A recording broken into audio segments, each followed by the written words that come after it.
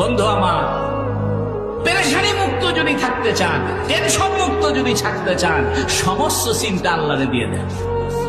যখনই কোনো টেনশন হবে সাথে সাথে আল্লাহরে কইবেন, আল্লাহ আমার টেনশন দিচ্ছেন কেন?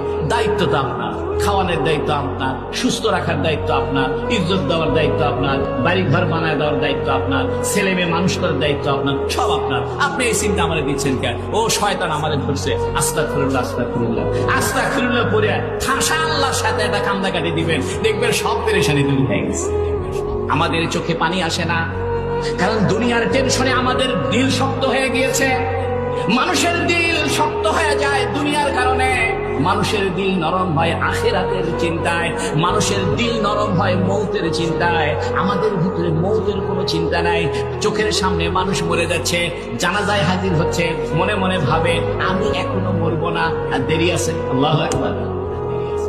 60 বছর 70 বছর হয়ে গেছে, আমি যে মরে যাব এ চিন্তাই আমার নেই। জানাজার নামাজে আমি দেখেছি, জানাজার নামাজ পড়তে আসছে, হাসতেছে, ইয়ার কি করতেছে, ফাজলামি করতেছে। সামনে জানাজা, লাশ, এর দ্বারা বোঝা যায় সামনে যে লাশ আছে, জানাজার নামাজ পড়তে আসছে। আমিও যে একদিন লাশ হব, আমিও যে একদিন দুনিয়া থেকে চলে যাব, এই চিন্তা তার মাথায় নেই।